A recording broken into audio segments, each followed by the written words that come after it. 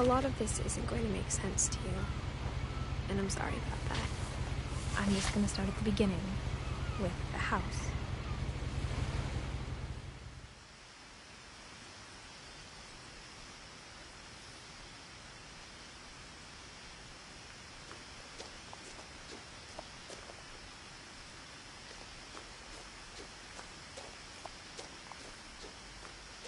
I lived here until I was 11, but I wasn't allowed.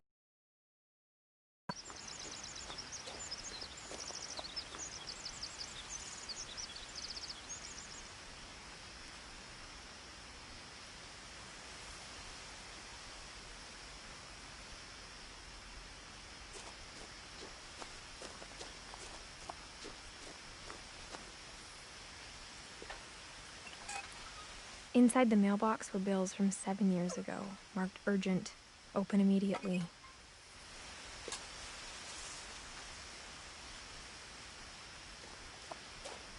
I hadn't been back since my brother Lewis's funeral.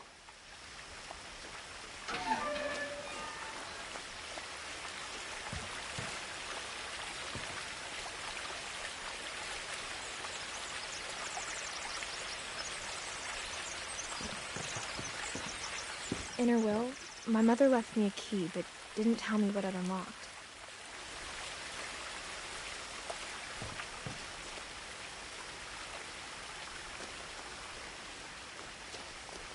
Maybe she thought I'd know, or she thought the mystery would be enough to bring me back.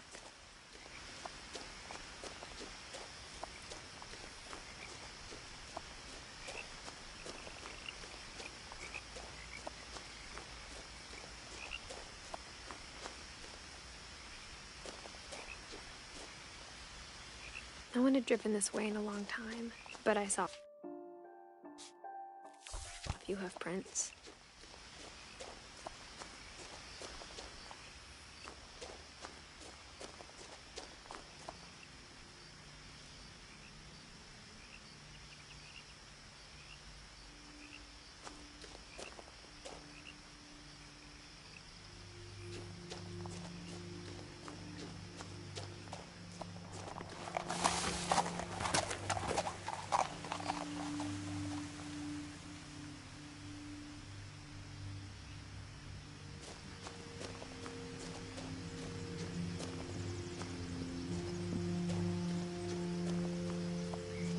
The truth is, even after I inherited the house, I never thought I'd come back to it.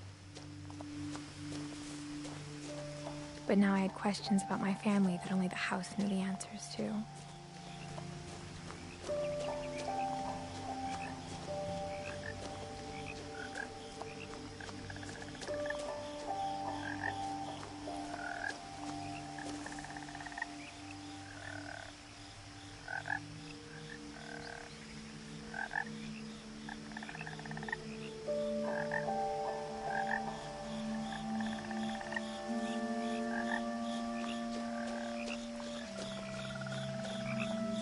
The house was exactly like I remembered it, the way I'd been dreaming about it.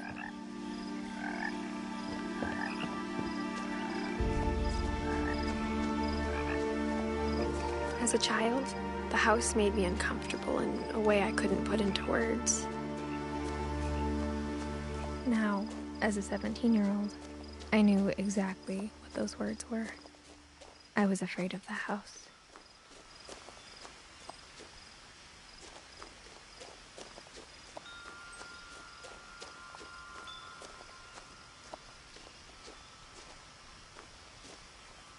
The house felt like it had always been here. Even the swing set was older than my mother.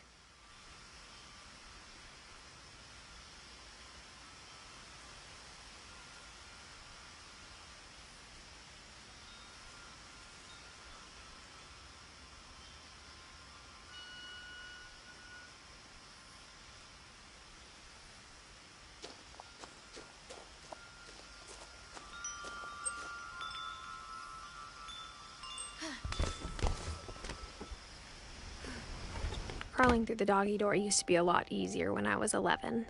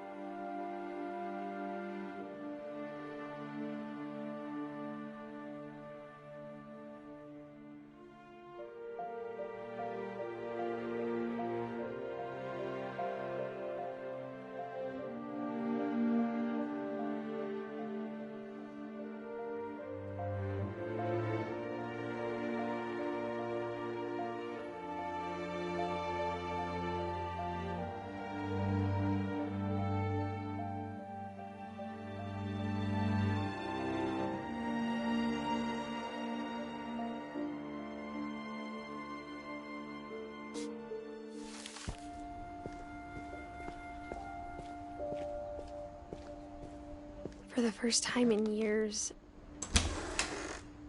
I felt like I was home.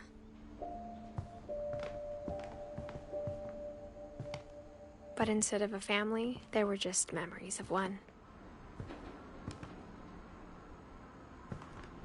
Like how only one restaurant would deliver to our house, so we had Chinese a lot.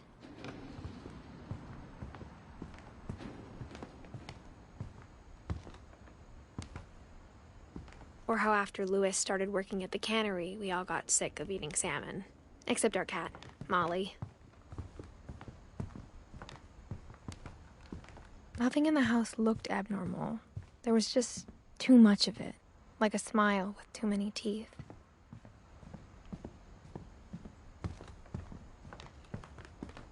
The table was still a wreck from the night we left. My mom was the only one of us who could imagine Great-Grandma Edie living in a nursing home.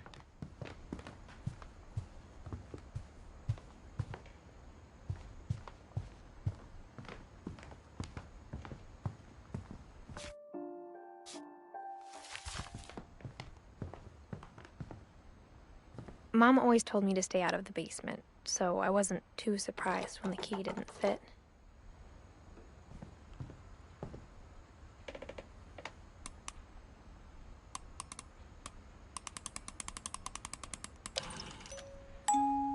Great-Grandpa Sven built a music box for Barbara, along with the rest of the house.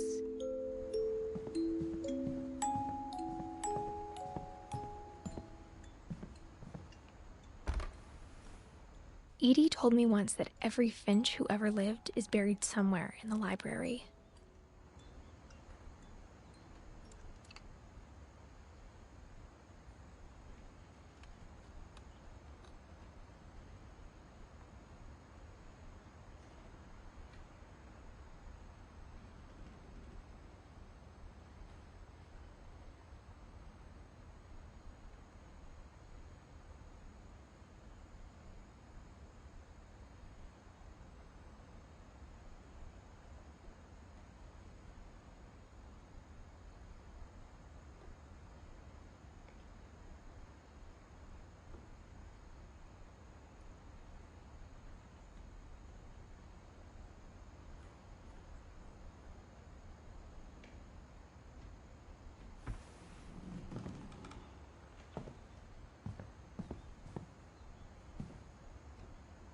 After Milton disappeared, Mom sealed up all the bedrooms.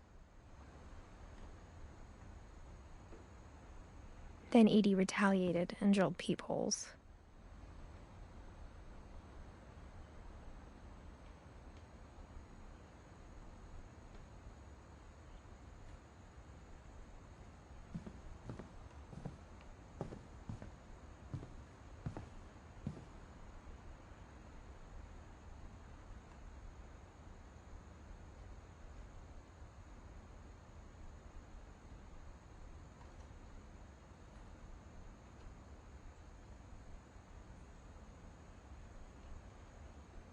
I spent a lot of time playing in Great Uncle Walter's room.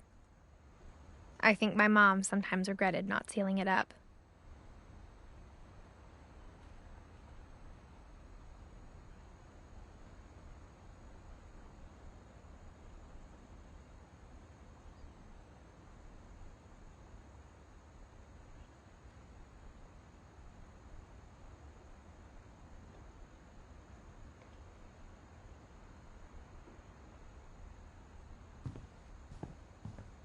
Louis told me there were secret passages, but I never believed him.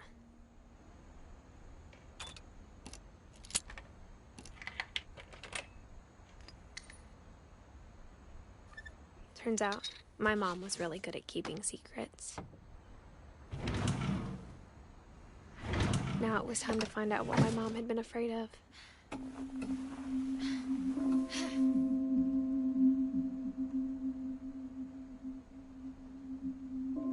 Reading this, maybe it sounds like I had a plan. But I had no idea what was behind that door.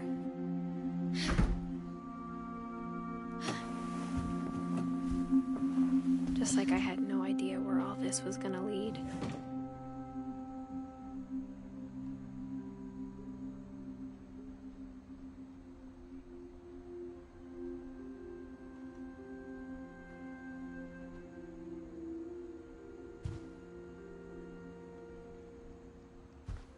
I grew up looking at Molly's room through the peephole.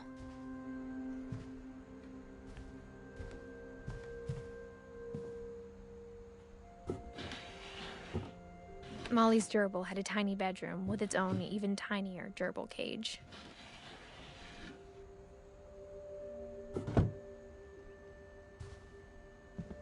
Being inside for the first time, I felt like I'd stepped behind a painting.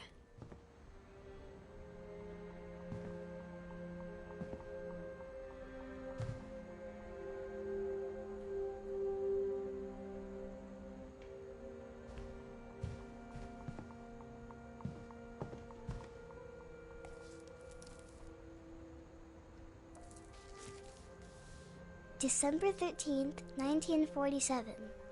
Dear Diary, I'll be gone soon, but I wanted to tell somebody about what's gonna happen. It started when Mom sent me to bed without dinner. I woke up and I was starving, so I looked around for something to eat.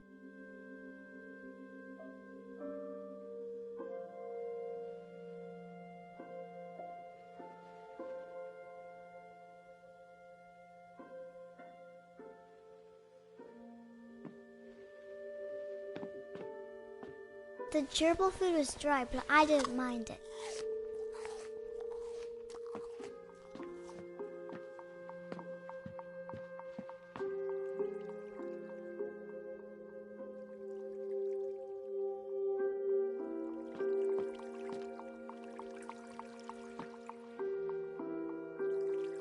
I thought about eating Christopher, but I held back.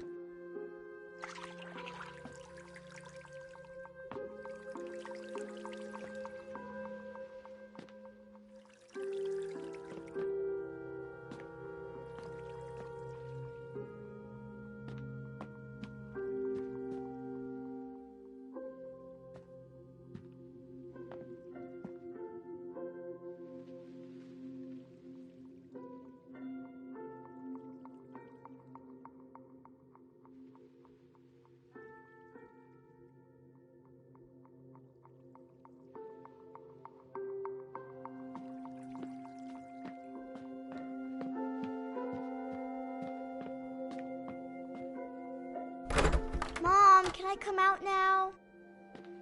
Sweetheart, it's late. Go to sleep.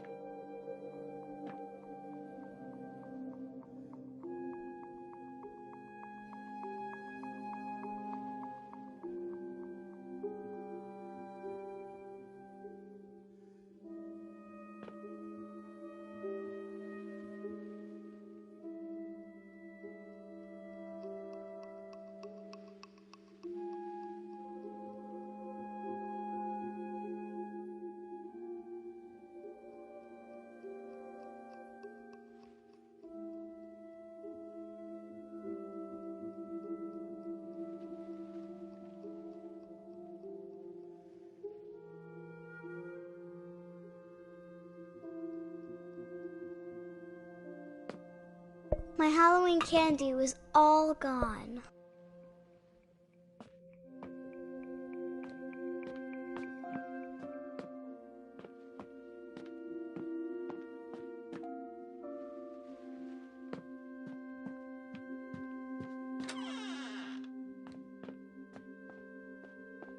I ate a lot of things that night.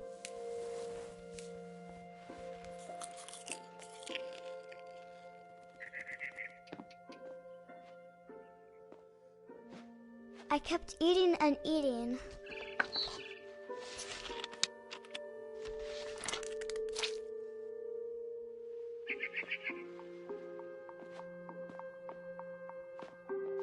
Then I heard chirping outside my window. It was a barn swallow going back to her nest. I reached out for her.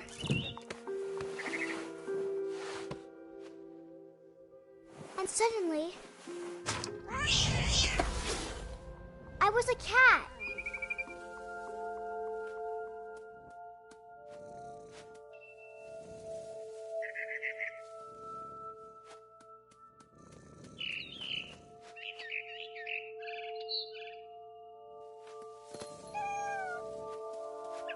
I tried to be quiet, but the bird was really scared.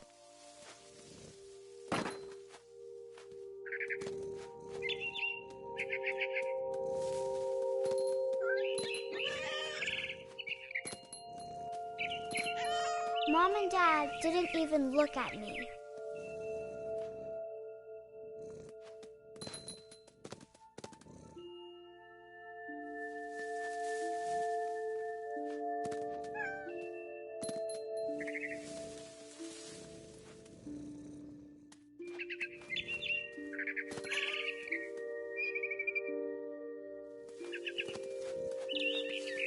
I jumped and I almost got her.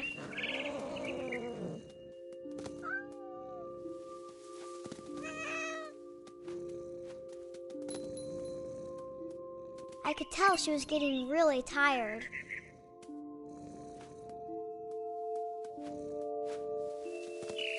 Now I was up in the big tree.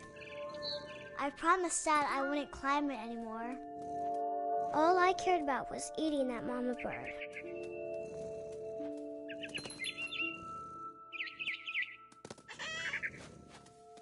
I gobbled her up. And suddenly, I was an owl. First, all I heard was the wind. Then I heard little teeth nibbling in the grass.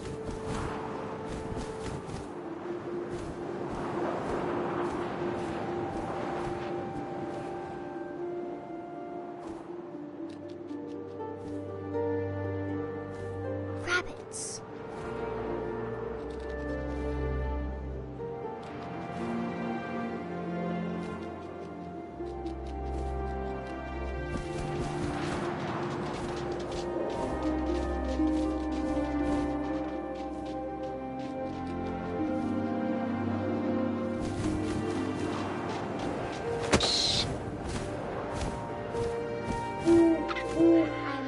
His face looking up and seeing mine through my talons. I swallowed him up, and I didn't chew one bit. Then I flew off to find something bigger.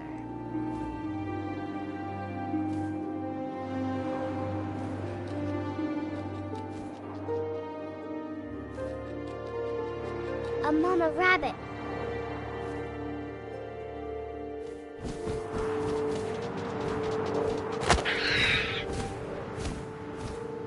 She was almost too big to carry. I started choking, but I couldn't stop eating. And suddenly, I was a shark.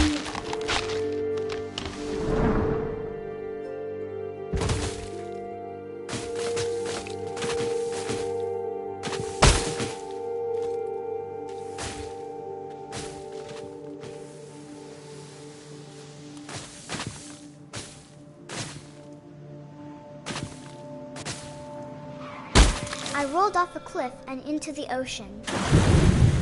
Now, I was hungrier than ever.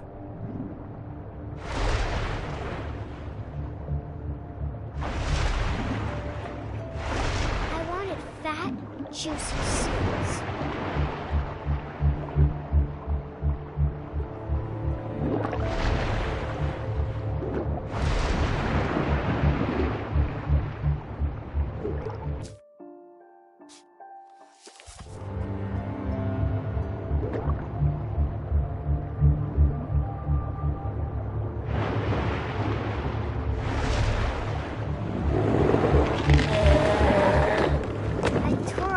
Flipper, and it tasted really good.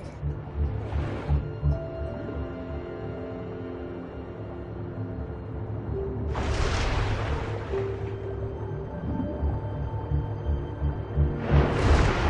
grabbed on tight, but I was so hungry, I jumped out of the water. When I opened my eyes, everything had changed.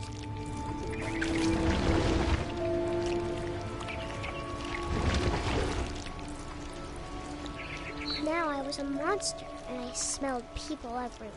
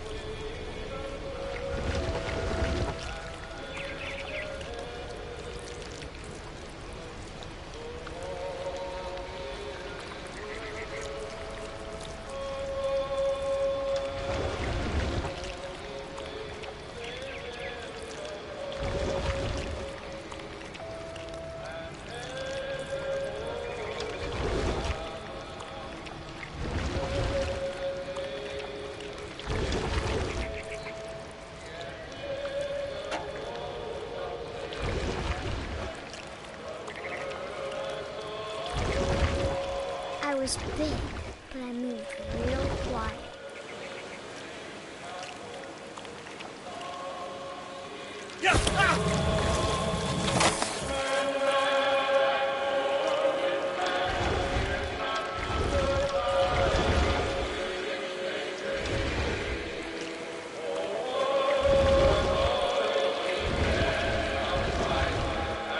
I wanted to stop, but also I didn't.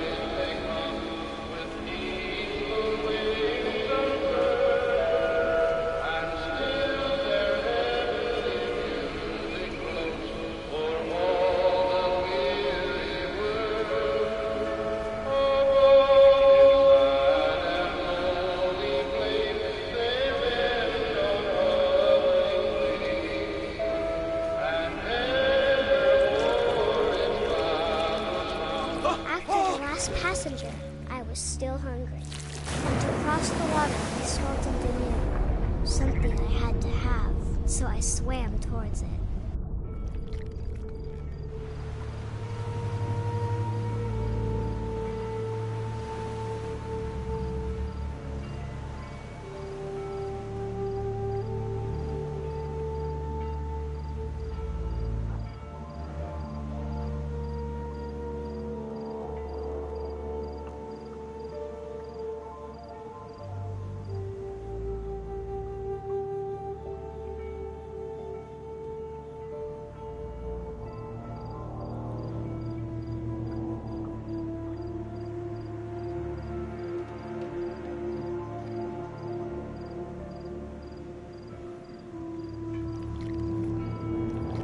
I slithered onto the sand, and the good smell went into an old pipe.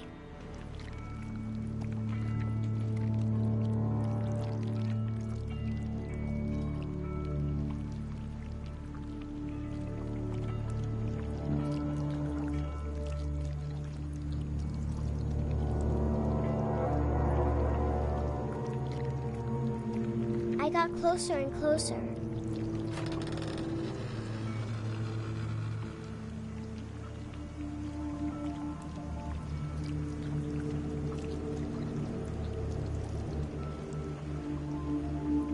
All my stomach started growling. And suddenly, I was me again. I held my breath for a long time, but I couldn't hear anything. I think it's waiting for me to fall asleep. But it's not going to wait much longer. It needs to feed, and we both know I will be delicious.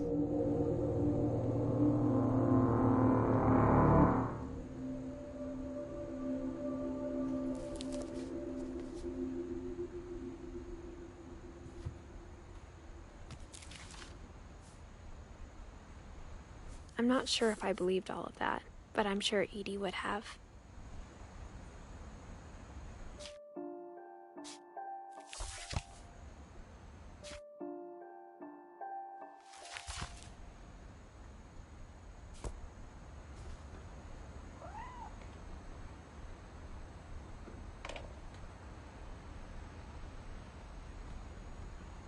I got the sense Edie had spent a lot of time here before my mom sealed the doors.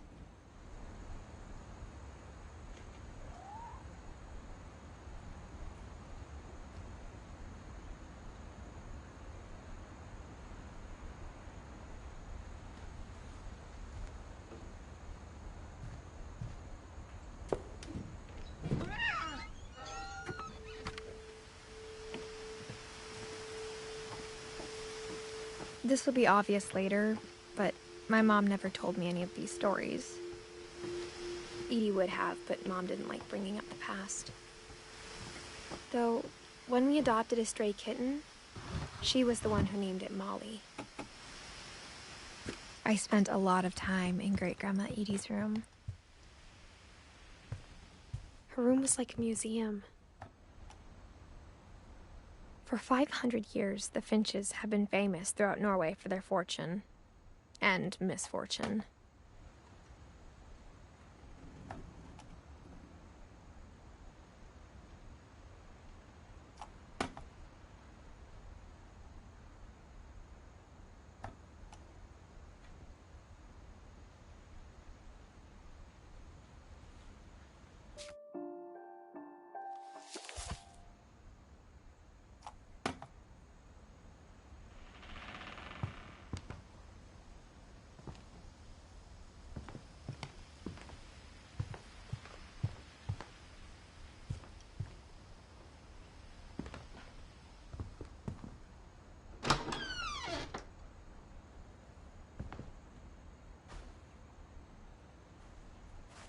The only trace Grandpa Sam's first wife, Kay, left on the house was the pink bathroom.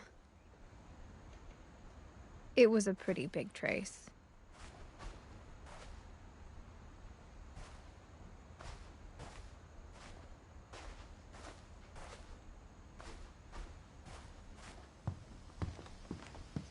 When Edie told people Sven was killed by a dragon, she could also have said he was building a dragon-shaped slide that collapsed. She could have, but she didn't.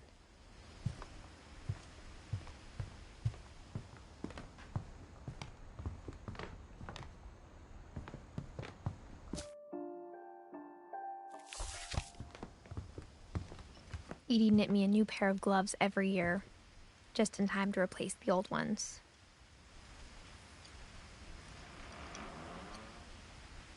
Louis died a week before we left, but Edie had already started to memorialize him.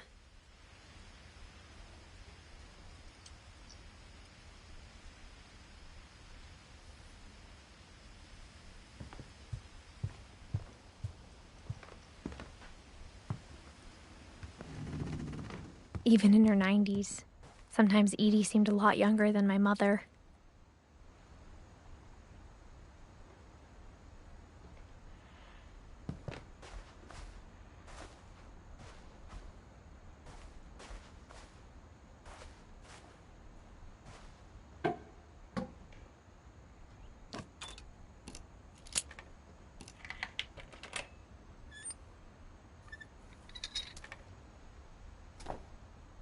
There's a secret in this bathroom. It's in the last place you would look. It isn't in the cupboard.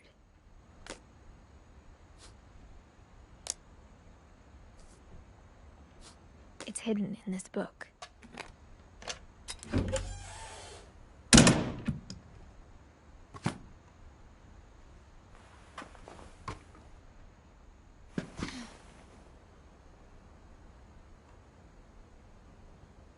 Sven gave Sam an old camera he'd refurbished. He never put it down.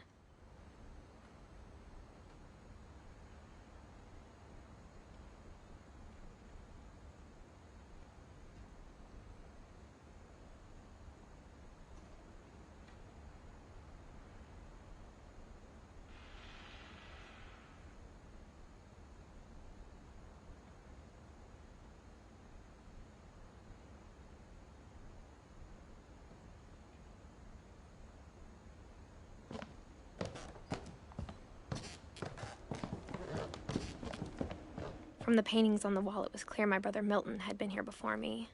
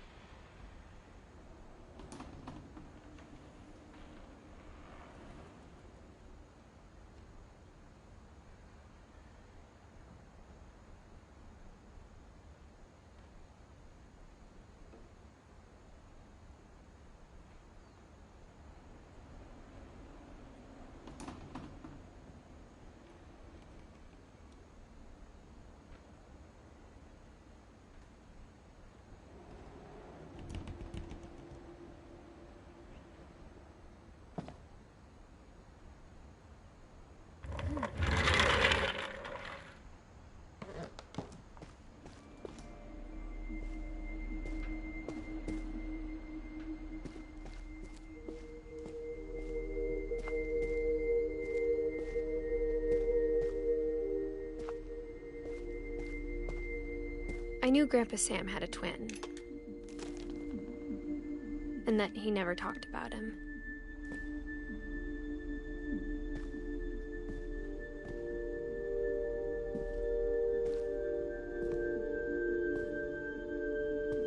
I guess my grandpa didn't like history any more than my mom did.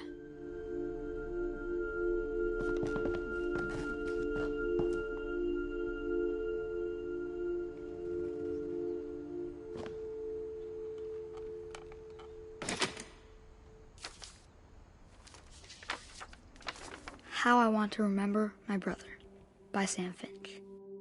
The thing I remember is that when he made up his mind, that was it.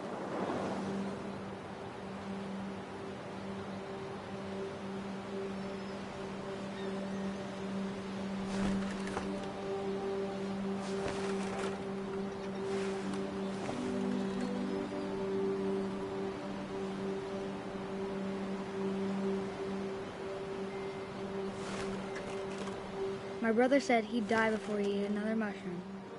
And he did. At Barbara's funeral, we swore we'd never be afraid again. And he wasn't. I think Calvin always wanted to fly. Sam! Calvin! Dinner's ready! Coming!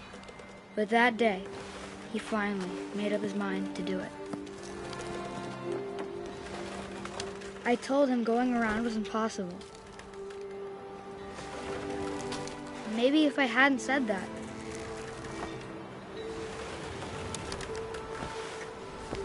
Calvin! I'm not gonna tell you again! Maybe if the wind hadn't picked up, then maybe he'd still be here. But I doubt it. I think he'd already made up his mind. That's what I want to remember about my brother.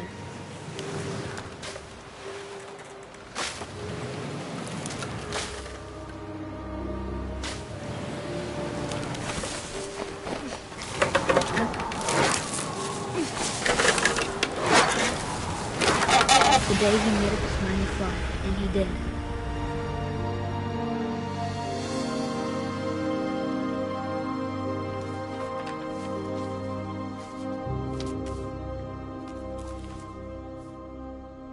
Calvin's story felt strangely familiar. When I was younger, I remember trying to do the exact same thing.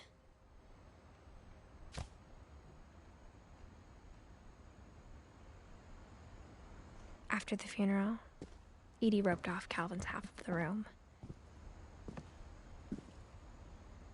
Mom said Grandpa Sam enlisted at 18 and never set foot in the room again.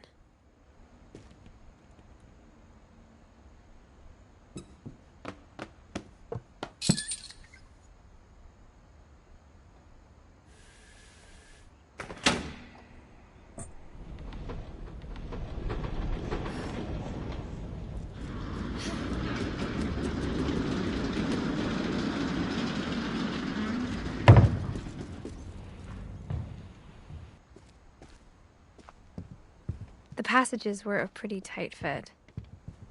They'd obviously been built for smaller hands and bellies.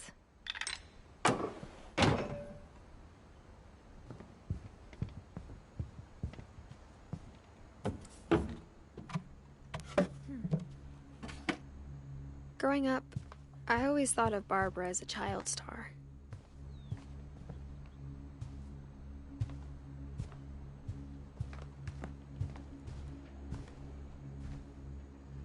I never thought about how hard it must have been for her afterwards.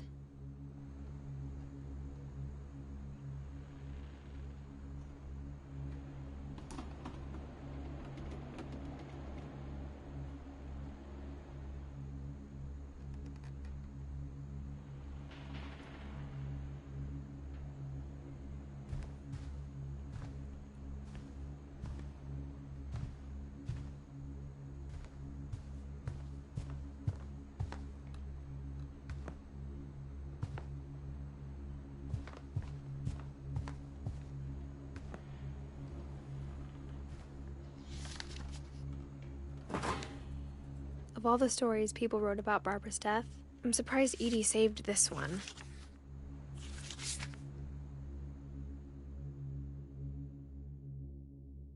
Old Jack here with another ghastly tale inspired by America's most unfortunate family.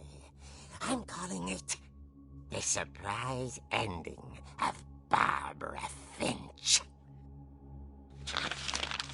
As a child star, Barbara was famous for her scream. Now at 16, she was all washed up. A has-been. But in a lucky break, she'd been asked to perform her signature scream at a local convention for monster movie fans. It was just the boost her career needed. Unfortunately, her scream hadn't aged well. Getting better. I think you just need the right motivation. Her biggest fan and current boyfriend, Rick, was about to demonstrate when... Now that was a great scream. It was Barbara's father, Sven. He'd slipped into a table saw and had to be rushed to the emergency room. So Barbara got stuck babysitting her youngest brother, Walter. Her convention comeback was cancelled. Okay, I'm hearing frustration, but I'm not hearing terror. What if I tried... A gang of hoodlums in Halloween masks have been terrorizing Orcas Island tonight. Police are urging residents to... That came from the basement. You're right! Also, I loved your delivery on that. Why is your basement door locked? Because my dad likes making puzzles and secret passages. There's a key hidden in the music box. The secret is to keep winding and winding until finally the key pops out. Thanks, babe. I'll be back in a sec. 20 minutes later, Rick hadn't returned. So Barbara went to look for him, right on cue. She reached for the music box.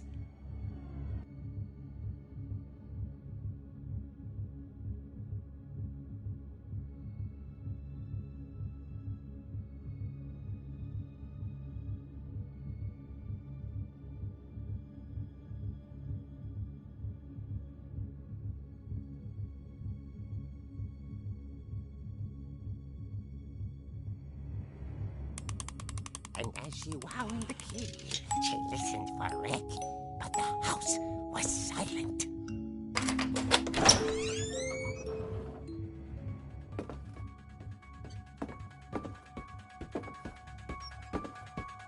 Rick? She found Rick's crutch and imagined the worst.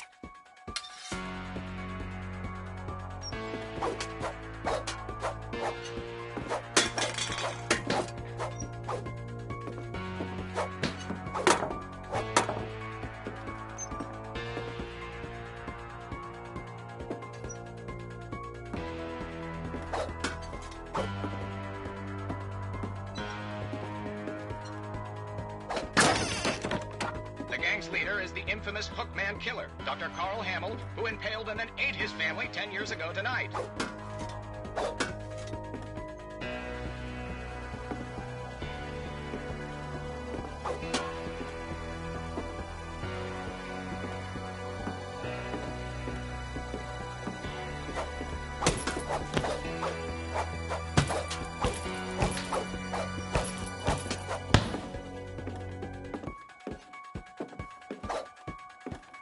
Old Fidge rattled and grew still. Oh dear! Oh! Rick? Barb, relax. I was just trying to scare you to help you find your scream. Well, I'm not scared, Rick. I'm furious. Then act furious. All I'm getting from you now is that you're hurt and confused and you're... She threw him out, but she kept a little something to remember him by. Barb, have you seen my other crutch? And she was still holding it when she fell asleep watching the late picture show. hours later... Barbara! Walter, what's going on up there? Ah! Okay, I'm coming up, but if this is a trick, you're dead, Walter.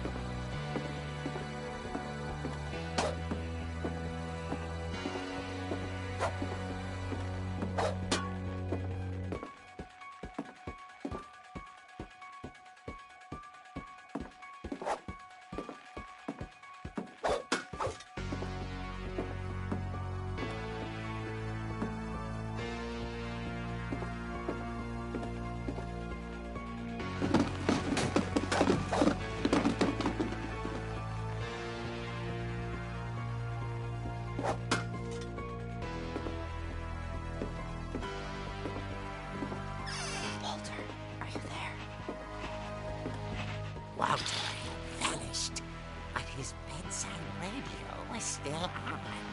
Orcas Island police describe the man as 6 feet tall, with a steel hook for a hand. Residents are urged to lock all doors and windows and notify the police of any suspicious activity. Barbara turned, saw the hook man, and was speechless. He was quite smashing.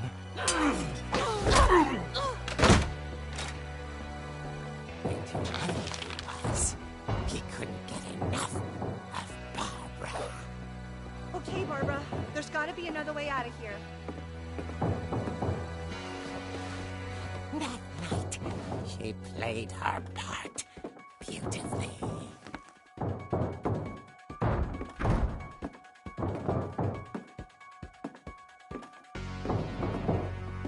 She thought about abandoning Walter, but just couldn't do it. Molly's door hadn't been opened in years. The hinges groaned.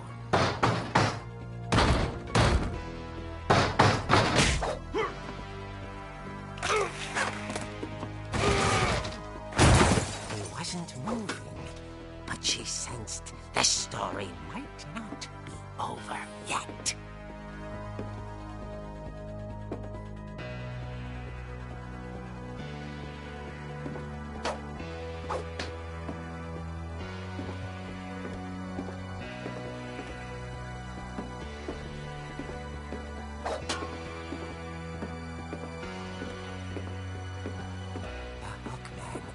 Vanished.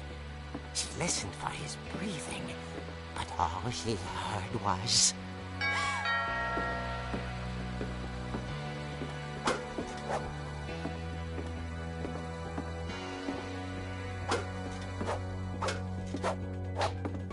Someone at the door was dying to speak to young Barbara. At the door, she heard whispering. Was coming from inside the house.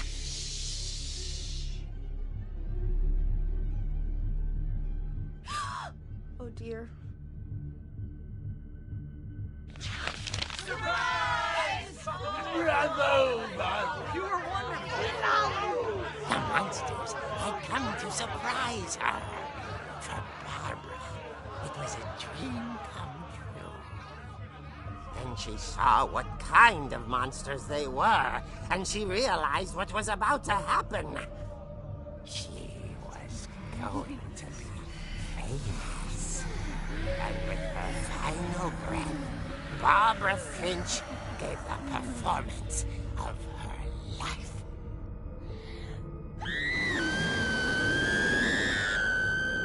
I wasn't there myself, but I hear Barbara was magnificent. Poor girl. She had a taste for stardom. But unfortunately, so did her fans. Of course, the police blamed it all on poor Rick, who disappeared the same night. And little Walter? Hiding under his bed the whole time. He took it all pretty hard, but that's another story. As for Barbara, tucked inside the music box is all they ever found of her. Her ear. Now that's what I call a real eerie tale.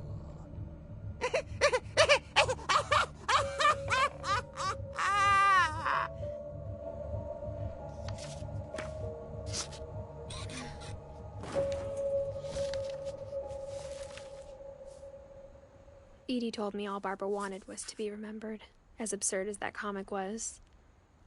Maybe what Edie saw was a happy ending.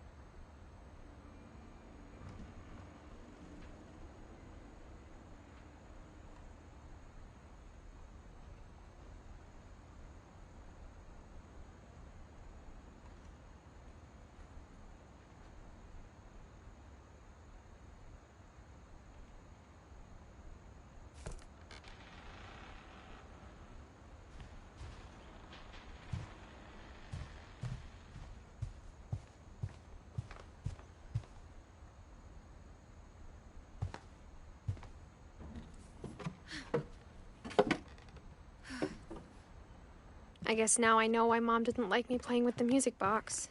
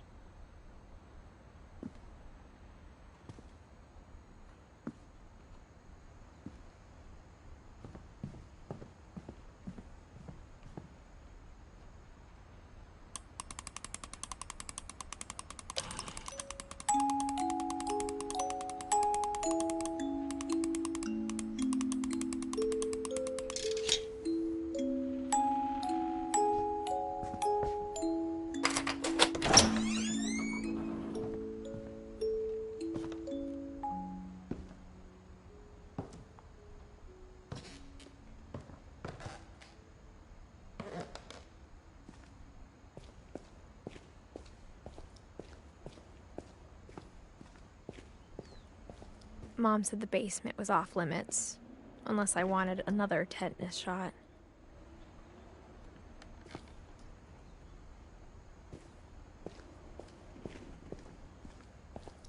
I saw Edie sneak down to the basement once, carrying packages. I thought maybe she was hiding presents. It turned out she was hiding a lot more than that.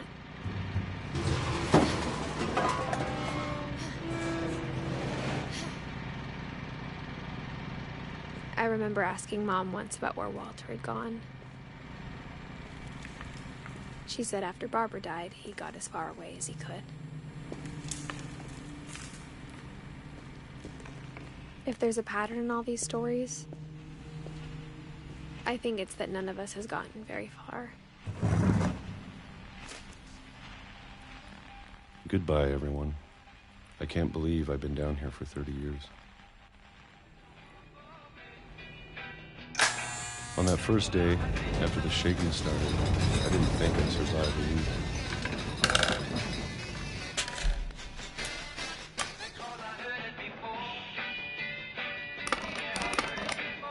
But after a few days, I settled into a routine.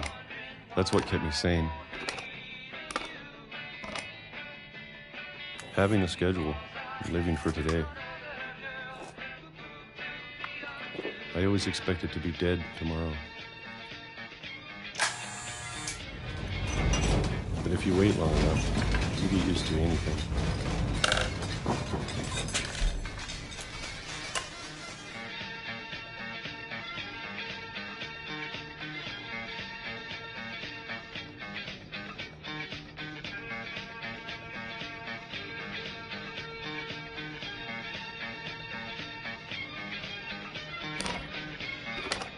Even a monster on the other side of the door starts to feel normal. Almost friendly.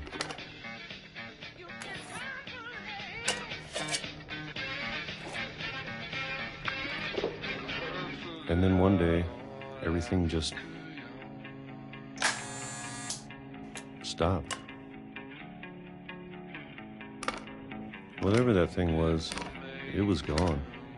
Maybe it got tired of waiting. Or maybe I just got tired of being afraid.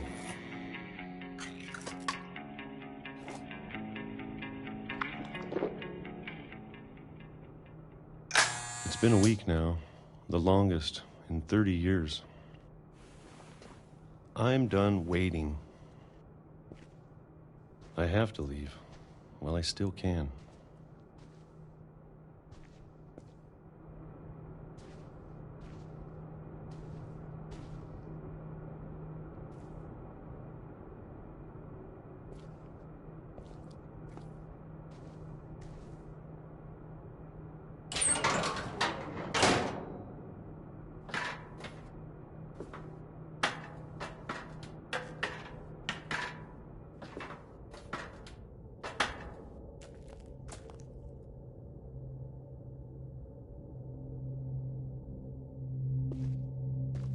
I know it's out there, somewhere. Whatever killed Barbara and Molly and Calvin.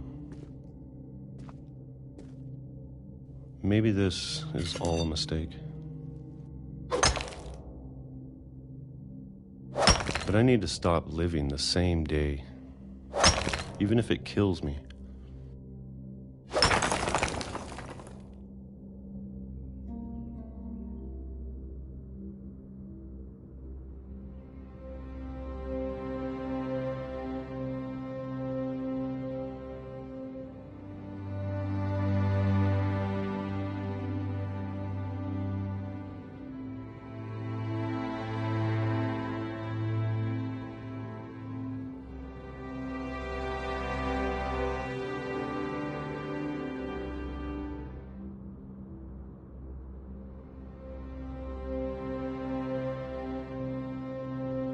Whatever's out there, I want you to know I'm ready for it.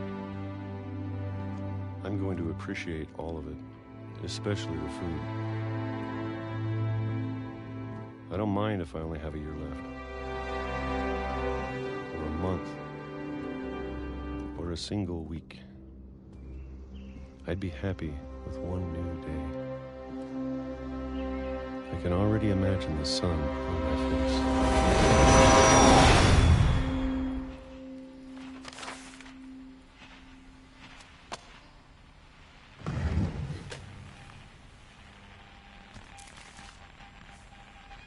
Walter died when I was 6. I can't believe my mom never told me he was down here. I'm sure my mom was trying to protect me.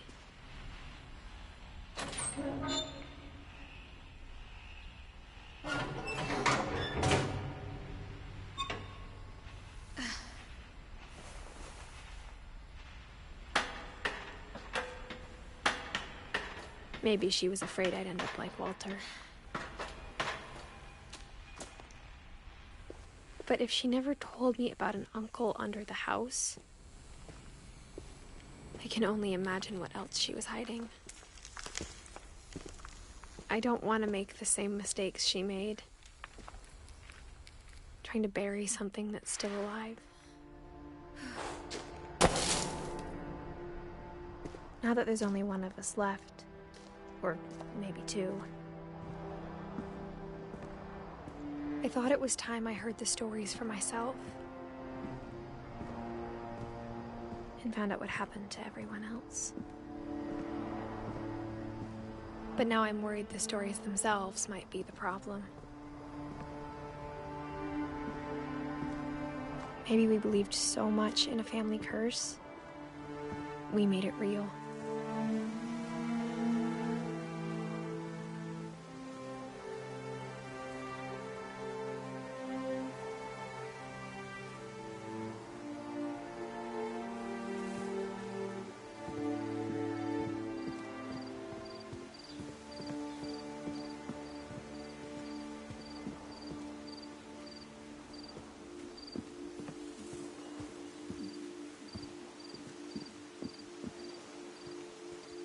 I don't know if I should even be writing this.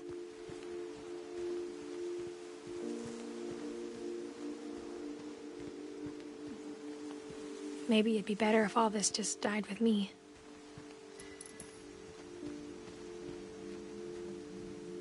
But I thought you should know about your family.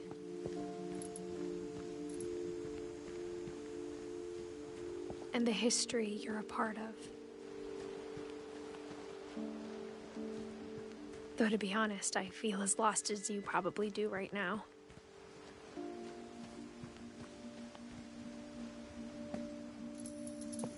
I think the people in these stories believed them, for what that's worth.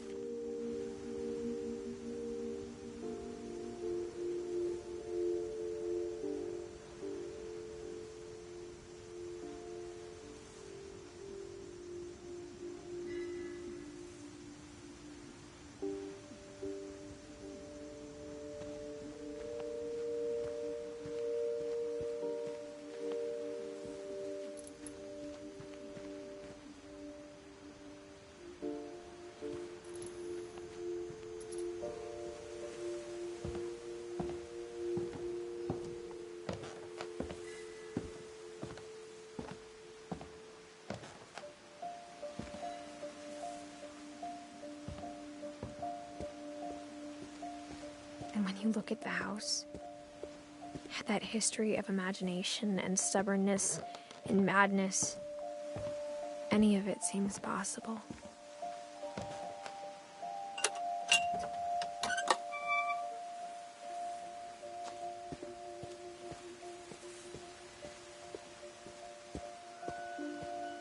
I think we've been surrounded by death for so long, we've just gotten used to it.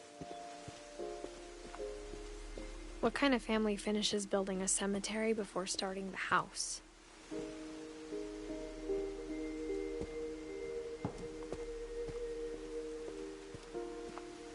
It's embarrassing for me to admit this, but the pet cemetery made me more uncomfortable than the human one. 3 of the gerbils were mine, and 2 had been my fault. Sven built the house, but it was Edie who designed the cemetery. I'm sure Odin's monument had been Edie's idea.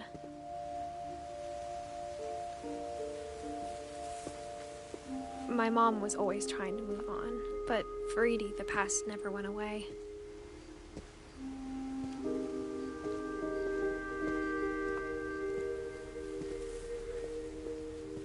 She could see it poking out of the water at low tide.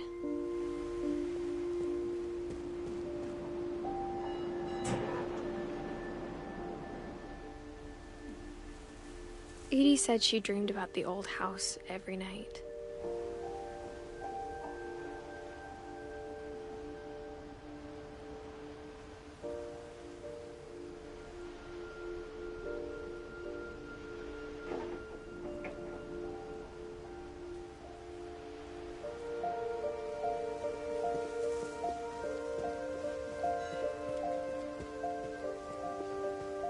Edie's side was always easier for me to understand.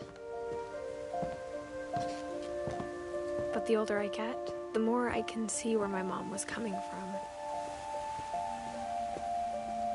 Her dad had been pretty strict, but it wasn't enough to save her brothers. She was just trying to do better.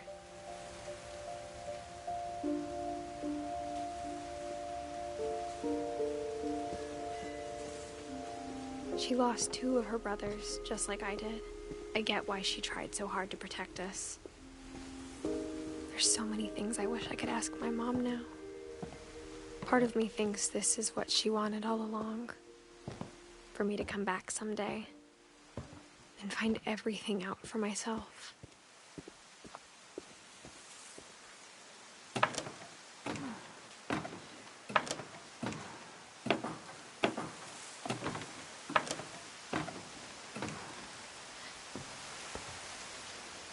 But looking back on it now, if she told me there was going to be so much climbing, I never would have come when I was 22 weeks pregnant.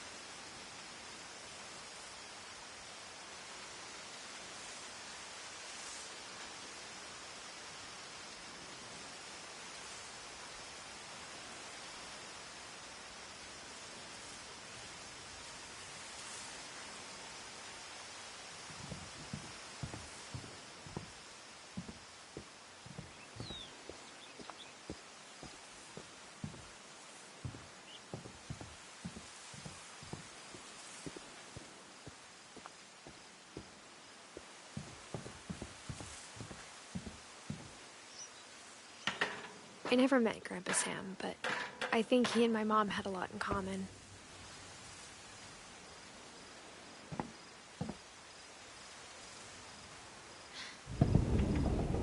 They were both pretty intense.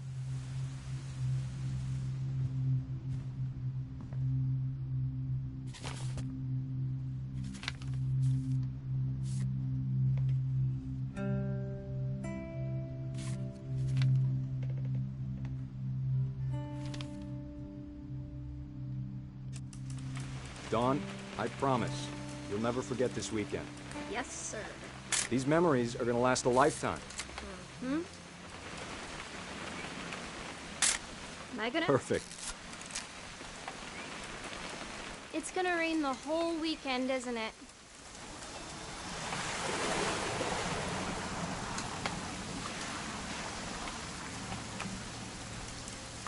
I will never forget this weekend, Dad. That's the spirit. Okay, got it. I'm gonna take some pictures, okay? Just be careful. That camera's older than you are.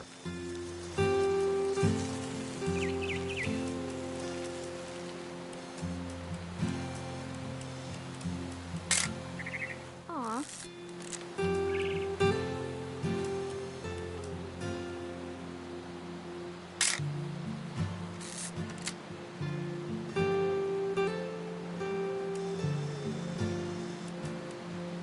You're right, Dad. It's starting to clear up. Still freezing, though. Definitely should not have drunk all that coffee.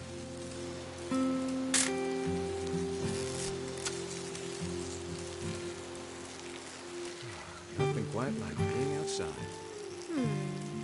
Hold still. Hey! That's a keeper. I'm just saying, I'm not always gonna be here, Don. You'll need to remember this stuff, if you want to survive. I'll be fine, Dad. You know who else thought he was gonna be fine? Some guy who died. Don, I'm being serious. I know, Dad. You're always serious. Doesn't being out here make you want to chill out? Well, to tell you the truth, I haven't been out here in 20 years.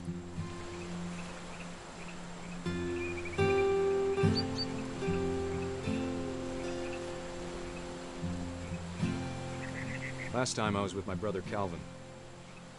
Man, that was a great trip. Your grandpa Sven taught us how to fish, how to build a fire. We found an old logging trail. There were deer everywhere. I bet if I could remember where that trail was, we'd spot a buck for you in no time. Give me a minute to check the map.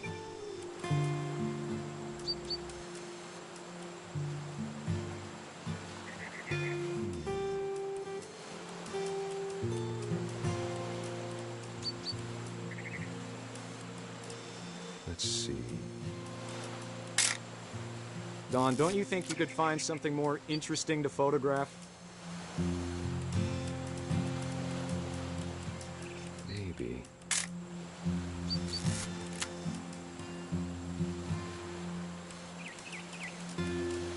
Was it?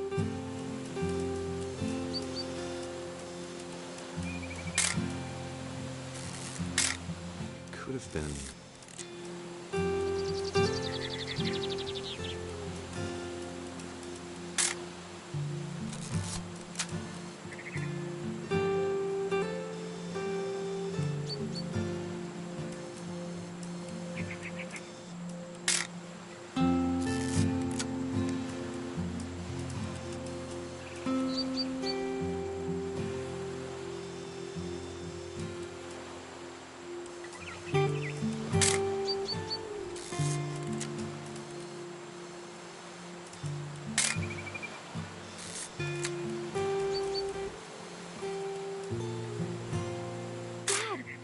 Eyes, Don. Before you take the shot, let me get a picture of you.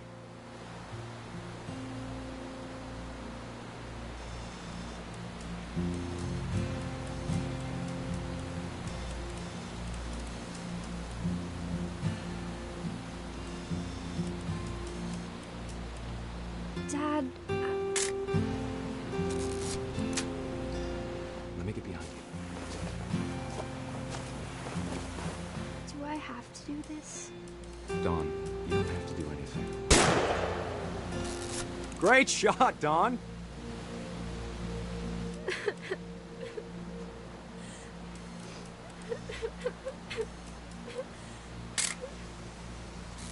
I'm proud of you, Don. Always remember that, okay?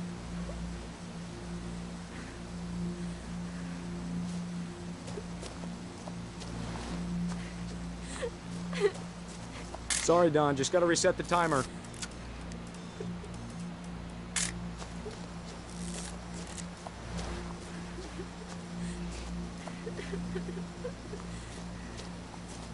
Dad, it's twitching.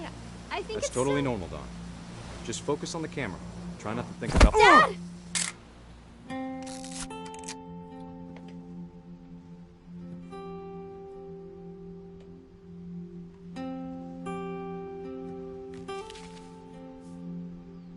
Of all these stories, that's the one I wish most that my mom had told me.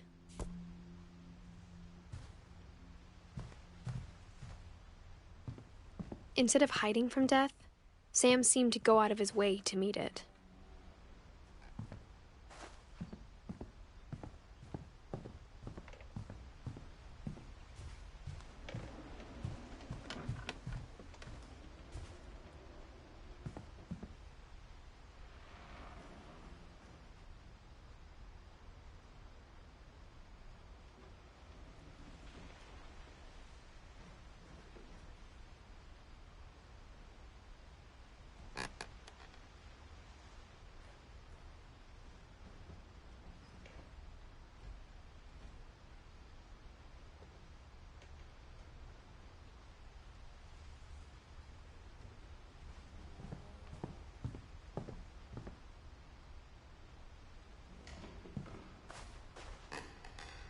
Sam spent his life shooting photos, but Mom said he got nervous being in front of the camera.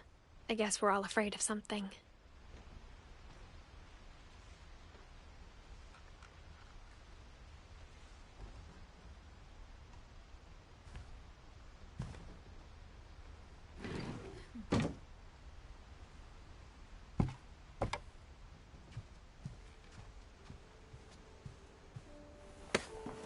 After Sam died, my mom and Edie got really close.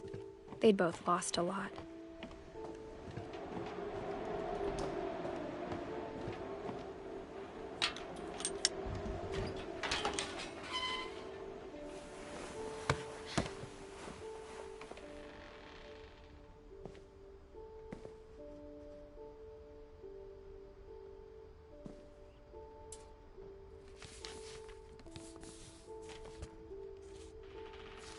Dear Kay, do you remember the way Gregory used to laugh when he thought he was alone?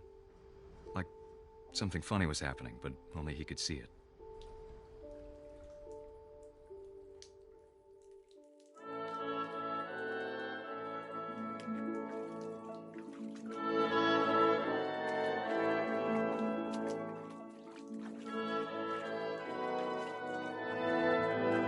I think he saw things the rest of us don't.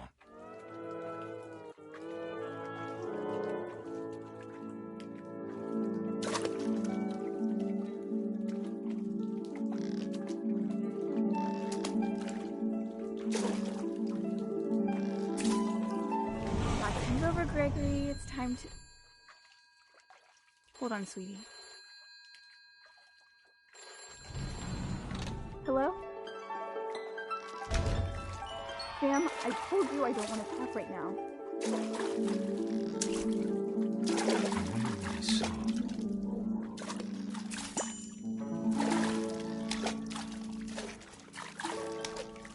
What his world was like.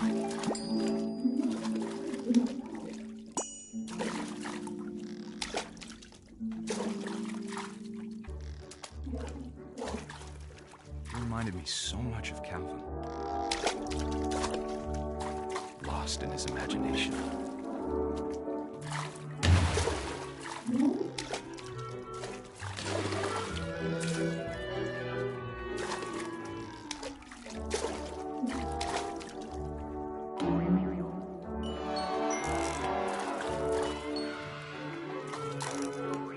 I know how silly it sounds.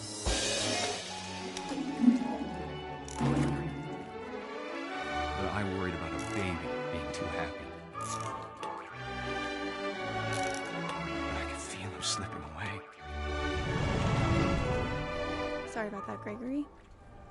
I know you did everything you could. Maybe if I hadn't called that, I wish you could have told us about the world he saw. Come on, I don't want you.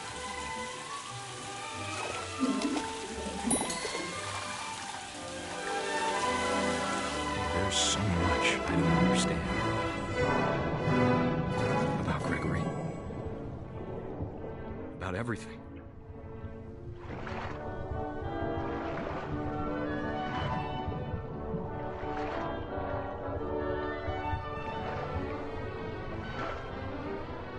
But I know what happened wasn't your fault.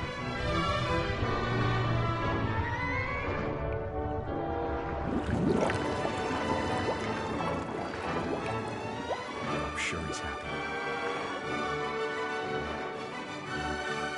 And he'd want you to be happy too.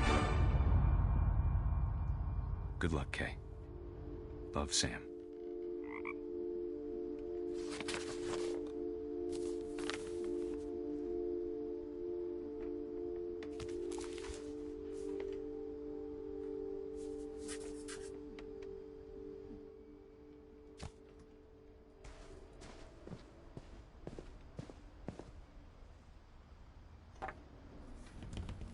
A poem for Gus, who always said the wedding was a bad idea.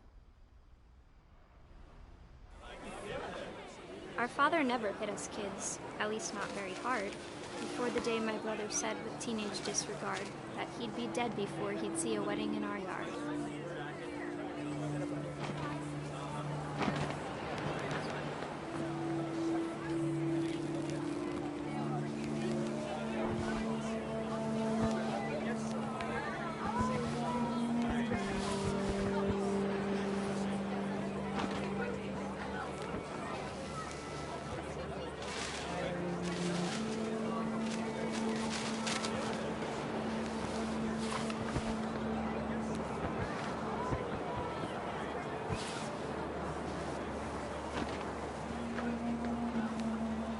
father made him come, of course, but Gus stood far apart, just flew his kite and bottled up the storm inside his heart.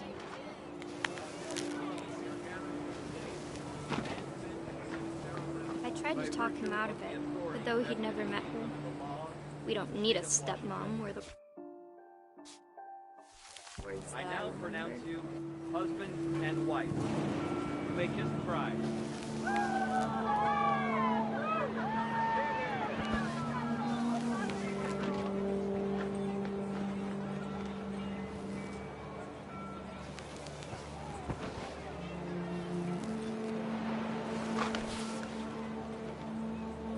When the time for photos came, Dad ordered him to come here. But Gus declined, and as a sign held up his middle finger.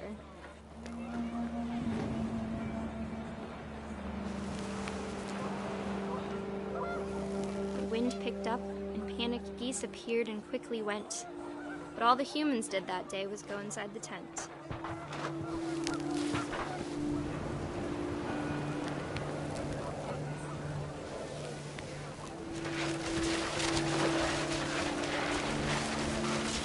Rain came down in buckets then, but no one seemed afraid that nature might destroy the tent our dad had crudely made.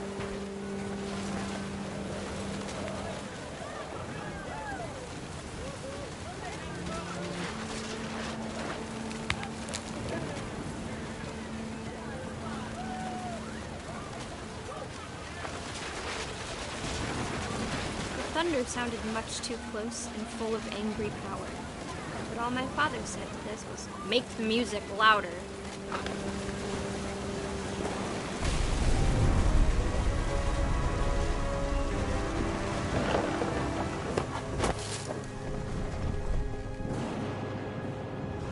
I wish that I could truly say I thought about you on that day. Out there on the beach alone, just you, the wind, the sea, and foam. But I didn't, until we found you. I can't imagine my mom ever writing poetry, and yet...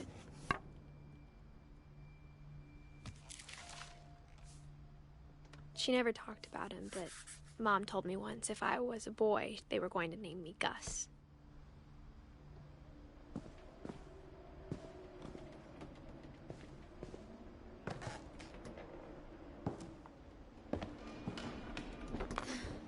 My mom moved up to the loft after her brothers died. At the time, it was as far away as she could get.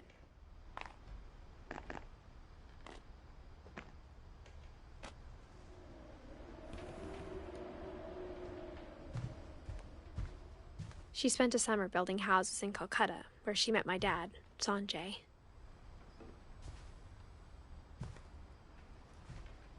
Religion was another thing my mom never talked about, but I think it helped her a lot after her dad died.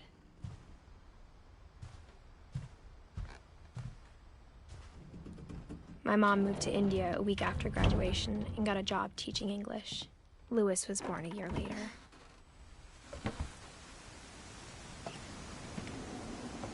When my dad died, I don't think Mom knew where else to go. I'm sure Edie was happy to have her back and to see kids in the house again.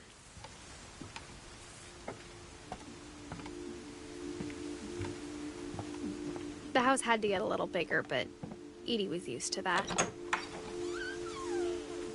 And for a while, things were good, almost normal, but it didn't last.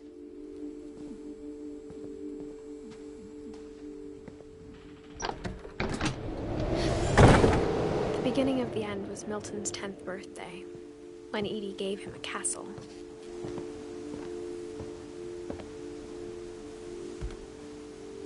After Milton disappeared, the only thing he left behind was a room full of paintings.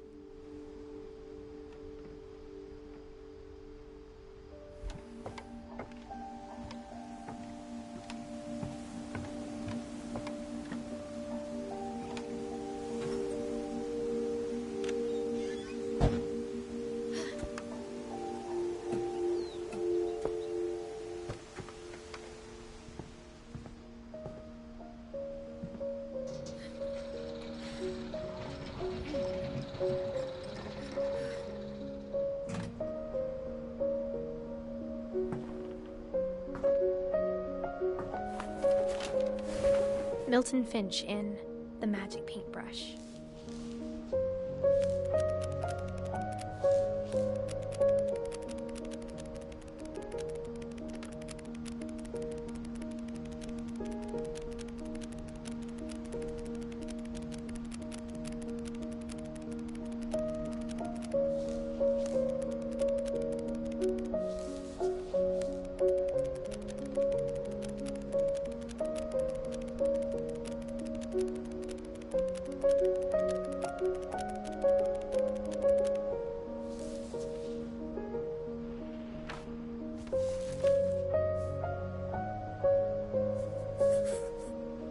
I was 4 when Milton disappeared.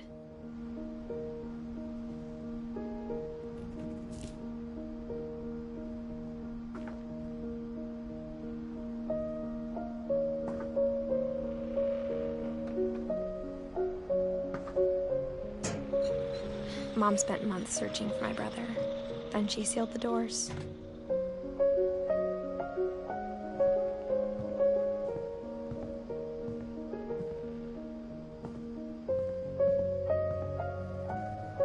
Whatever Milton had found in the house, Mom didn't want it getting out.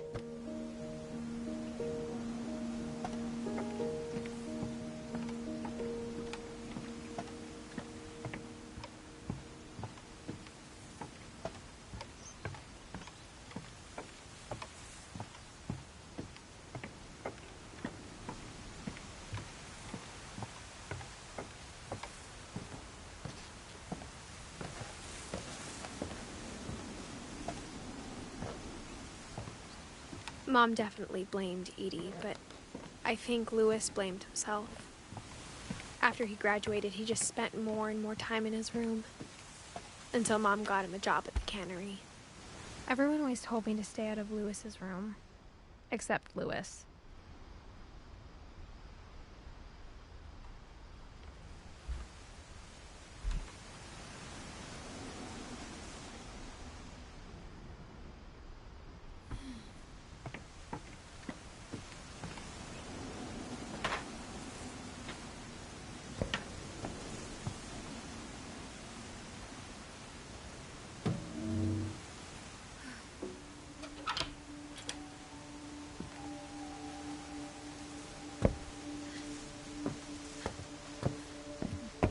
Louis's room smelled very, very familiar.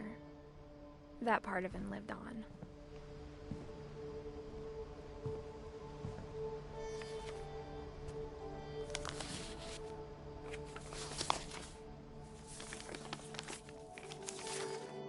Dear Mrs. Finch, as Louis's psychiatrist, I can understand your desire for an explanation. As I see it, the trouble began in January, shortly after we convinced your son to seek treatment for substance abuse. Newly sober, I believe Louis first noticed the monotony of his daily life.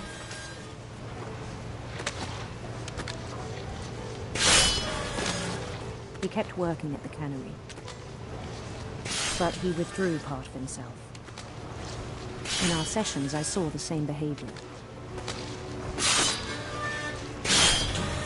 His mind began to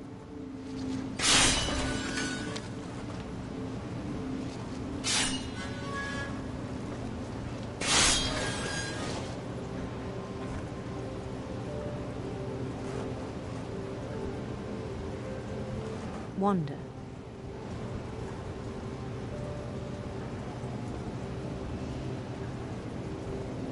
I asked him to describe it.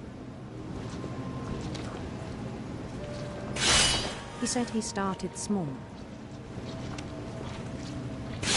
imagining a labyrinth. He'd feel his way about. Then something moved. Bats. And toads.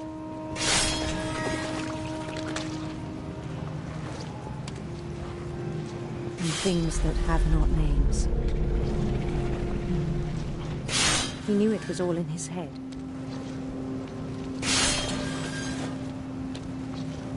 But he took it very seriously. I had hoped he'd find himself.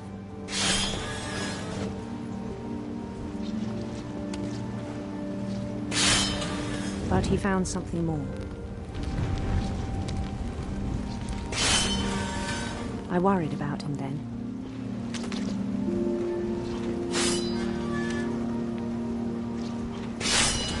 Daydreaming at the cannery, I spoke with his boss. But he said Lewis had become a model employee. Methodical, tireless, focused. Like a whole new Lewis. So I let him go on.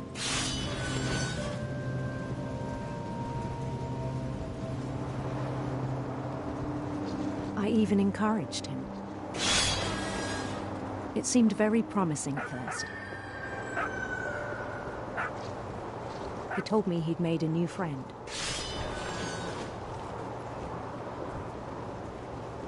On the edge of a city he named Lewis Topia.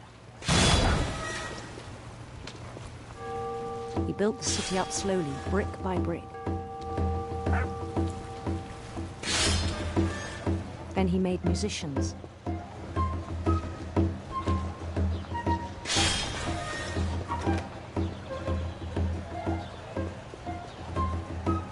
And songs for them to play. He talked about starting a band. And he was always humming something. Every day his imagination grew stronger.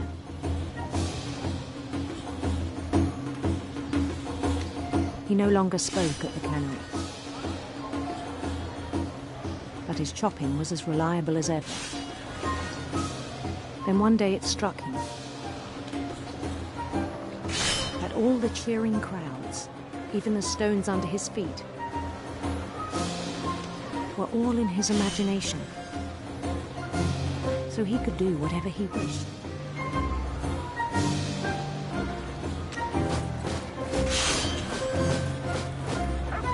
He held an election for mayor. And he won. They begged him to stay, but his mind was already wandering. It became a game for him.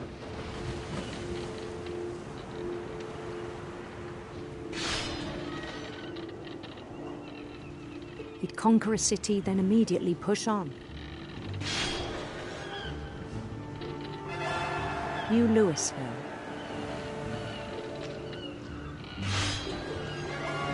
St. Louis. He started drifting away from our reality.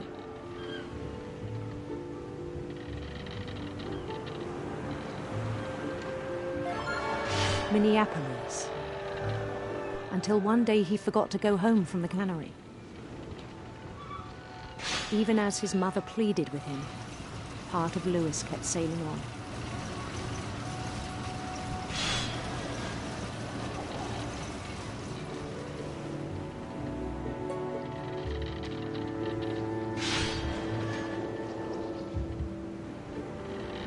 In Lewisburg, he heard rumors of a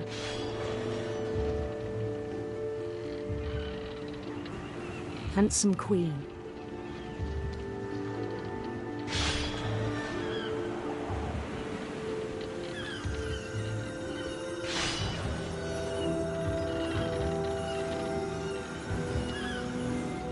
The queen was on her own quest for sinister serpents.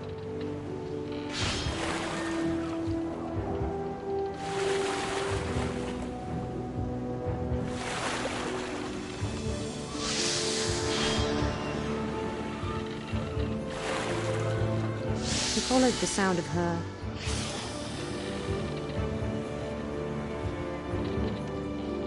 silver harp.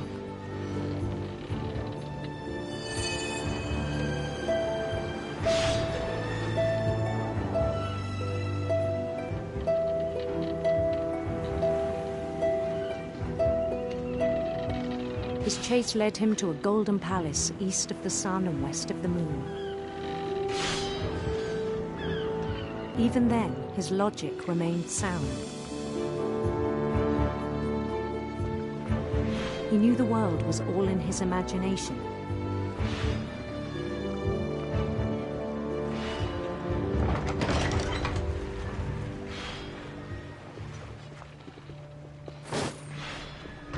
But he was so proud of having created it.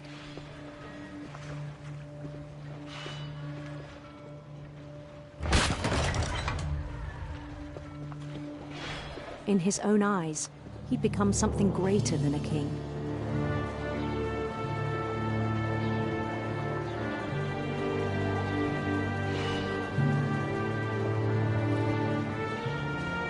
For someone who'd never known success in the real world, I think it was overwhelming.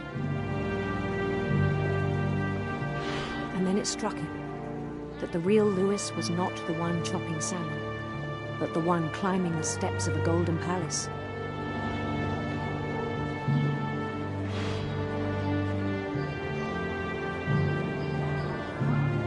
My imagination is as real as my body, he told me. It was hard to argue with him.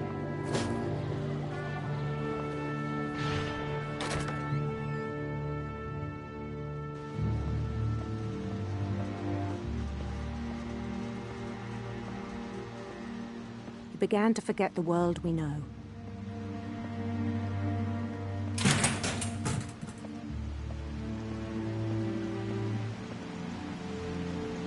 I think it pained him to remember Lewis, the cannery worker.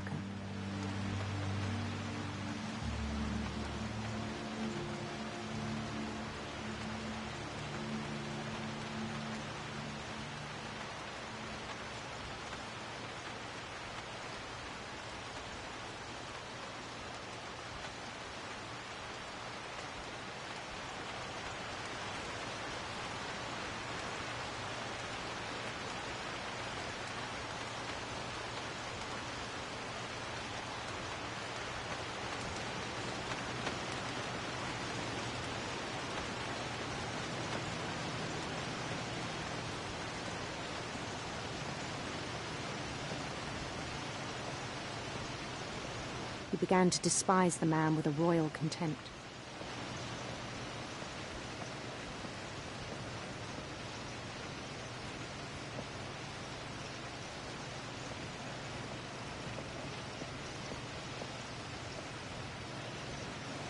I still thought I could save him.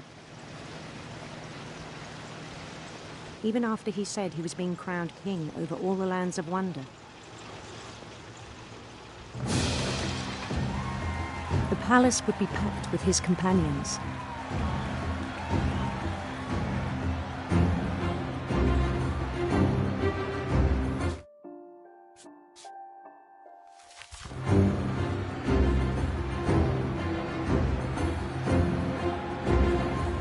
Including the wise Calico who insisted on inviting him.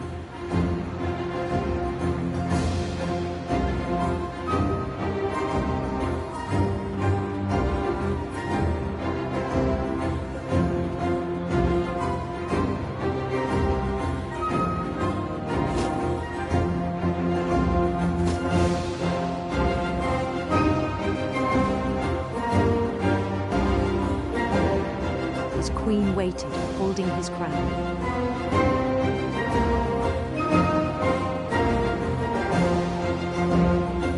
There was only one thing left to do.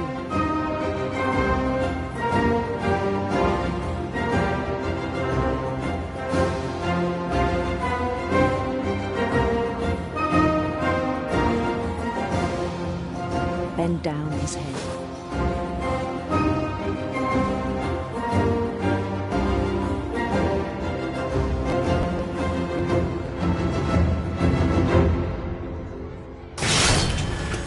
I think you know. Mrs. Finch, your son was a kind man who will be missed by all of us who knew him.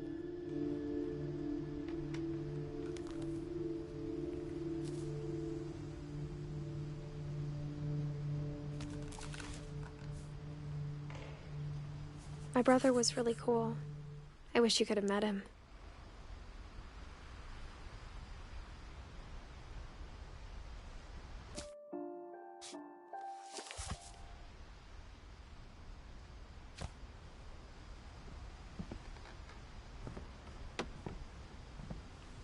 Louis and I spend a lot of time playing games together, but he was surprisingly bad at them. He died a lot.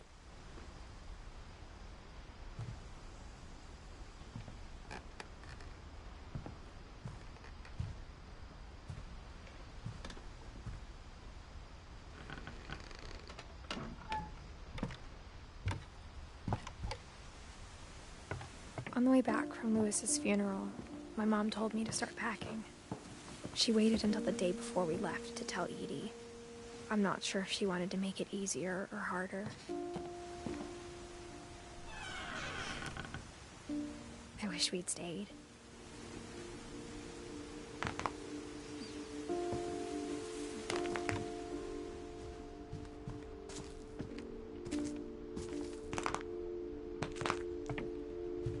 But I understand why we left.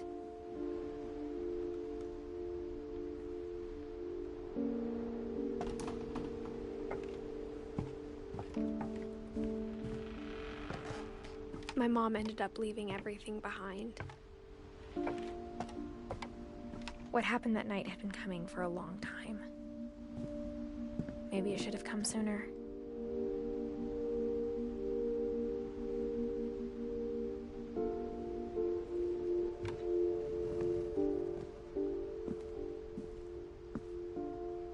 But it had to end one way or another. All that's left now is to tell you about that last night.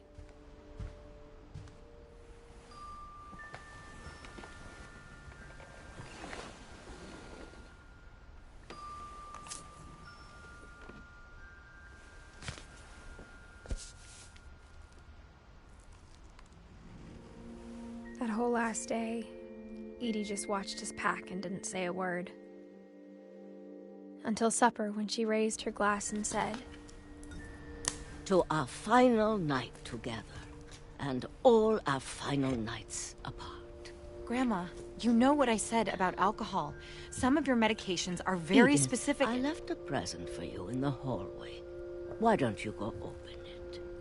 The grown-ups have to argue now. I'm sorry, you're right.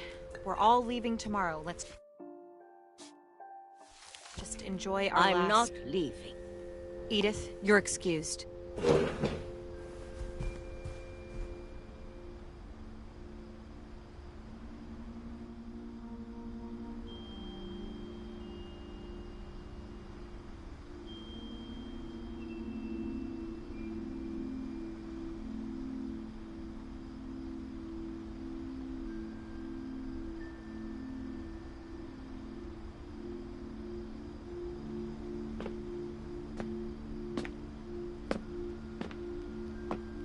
The power had been shut off that morning, but Edie always had plenty of candles. When my mom sealed the library, I don't think she knew about the other entrance. Or that Edie had a key to it.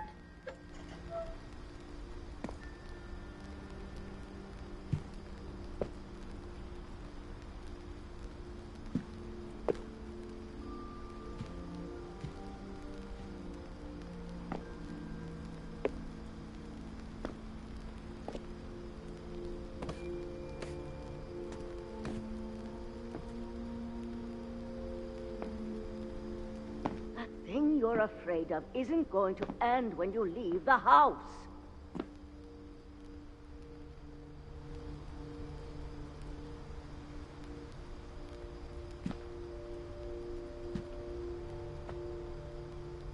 Edith has a right to know these stories. My children are dead because of your stories. I think it's best if Edith and I leave tonight. We'll have the nursing home send a van for you in the morning, okay?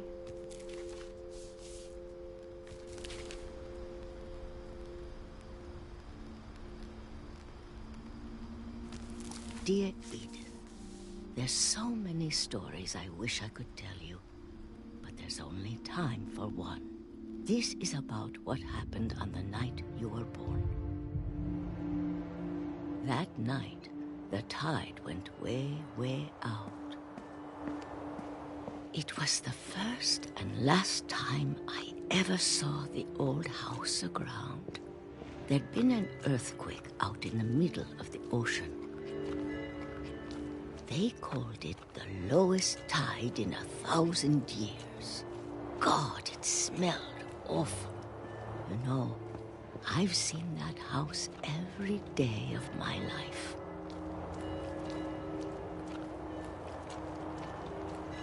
But I never thought I'd go back to it. When the fog rolled in, I lost my way.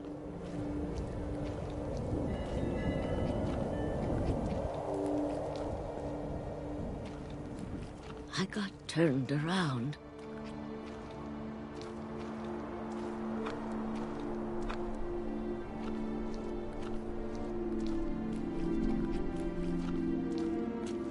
I started seeing things.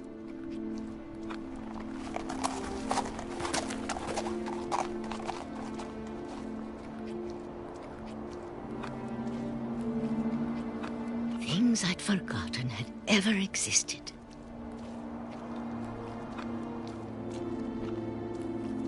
But when I saw them, they felt like old friends. That night, a lot of things came back to me. Or maybe I came back to them.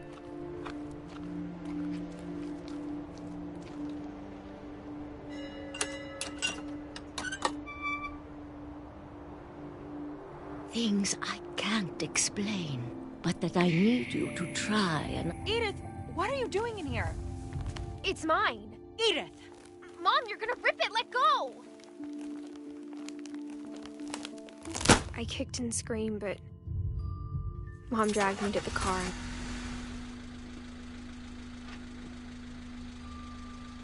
I never saw Great-Grandma Edie again. The next morning, the van came to pick her up, but she was already gone. After that, we moved around a lot.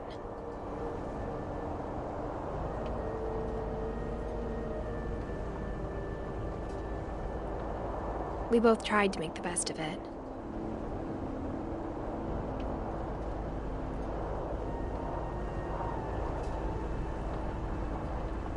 A few years went by.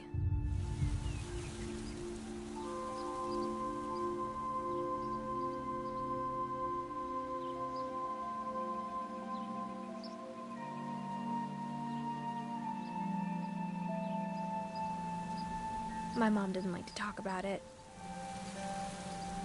but she started getting sick a lot. The rest happened pretty quickly.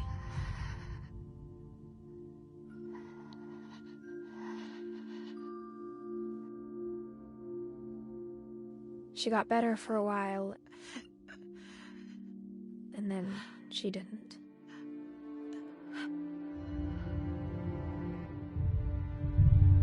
And then I was alone.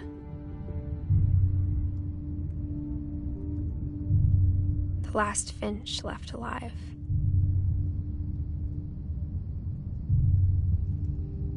Until I found out about you. I'm still not sure what to tell you about all this. If we lived forever, maybe we'd have time to understand things. But as it is, I think the best we can do is try to open our eyes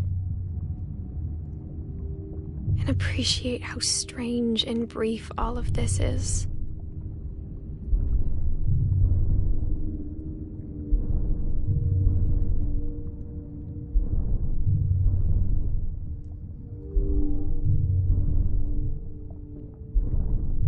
This journal was supposed to be for you.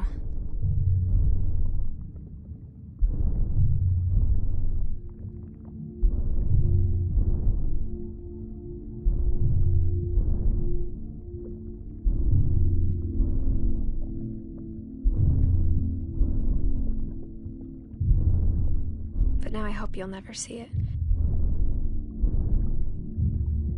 I just want to meet you. And tell you all these stories myself. But I guess if you're reading this now, things didn't work out that way.